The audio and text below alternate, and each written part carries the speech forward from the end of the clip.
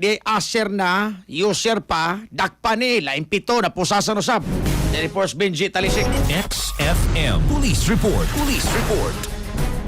Kang salamat sa itong mga baitang anahipo sa mga kalungsuran sa probinsya sa Subo o sa kaase nga nagtali sa illegal nga sweatres na nagpan atol sa pagpangdakop nini kanunguhan sa kini o gingong Shabu pasado alas 7 tagna sa may gabi dito sa sitio Daat, Barangay Kalumbuyan, sakop sa lungsod sa Sugod.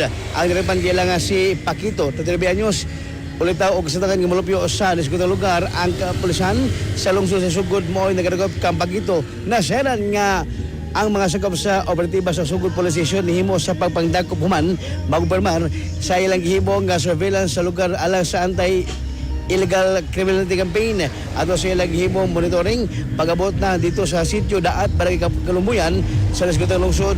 Naabot nila si alias Paquito nga dunay mitaya og sweatres diya gipangutan na kung doon na bagini mga dokumento siya nga dalagi ka usab sa PCSO apan wa kini napakita mao ang gibasasan dihang girekisa kini dito nagkuhan ang kining Cebu gikan ka Paquito maabot sa 180 pesos nga balor sa Cebu ang nasigpit gikan ka Paquito og human nagkuha ko sa kini og 250 pesos nga kwarta nga gituhang posta o halin sa posta nini.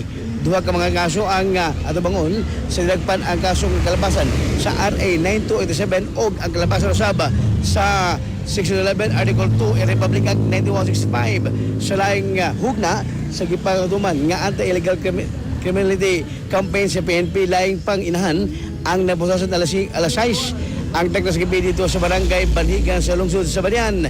Ubay-ubay usab nga mga gambling papanalyas ang nakuha sa kapulisan isip o lagip na ang halin nga 150 pesos o gibang bandol ng mga stab dito sa barangay Alawihaw sa lungsod sa Badian laing gihapon o sa kinhan ang naposasan naman kay misyo sa mga pulis ug swertes sa lampang dago pa batok ilagang nga sugal dito sa barangay Lubo sa lungsod sa Sugod na usab o sa Karamil sa anyos o sa koordinator sa swertes game nga napuyo sa esgotang lugar ang naposasan usab sa mga pulis kinasakpit gikan sa tinagpan ang dagang usab nga mga gambling paraphernalia dito sa lungsod sa Sibunga o sa Kawendi sa 16 anyos ang naposasan sa sitio Punong Barangay Poblasyon sa lungsod sa Sambuan.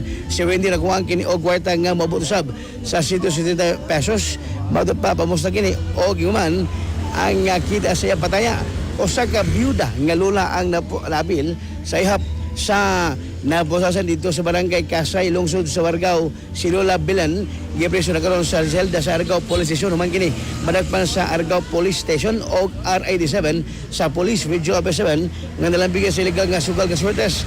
Nasagpitan si Lola Bilan og mga staff ingon man, kwarta nga mabot na sa 135 pesos nga posta sa bitaya nga ito kaniya sa katapusan o sa katisay 40 anyos ang nagpan dito sa Barangay Das og Michael by 30 anyos nga taga Barangay Bato sa Nagbayas sa Toledo ang nagwarusab sa susabang kaso si Desay nakuha kini og 286 pesos nga kwarta samtang si Michael nakuha kini og kwarta nga 200 pesos ingon man mga gambling paraphernalia kining walo ka mga dilagpan ang magutubang kini og kaso sa piskalya subay silang kaso nga nalapas.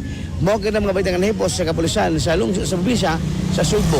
Kadto pa may kalimot gyapon sa pagkaplas kanunay sa Santon Herbal Oil makatabag ini labi na katulad ng mga panahon sa lawas. Sa Santon Herbal Oil hinimo sa Hall Operator papalit sa parmasya botika sa lugar. Alang sa Kesa Pilipino para sa Pilipinas si katropa Benji Talisik, XFM News. XFM Radio. Santon Plus Herbal Oil. Ang pamahid na all-in-one sa presyong magaan. Santon Plus Herbal Oil.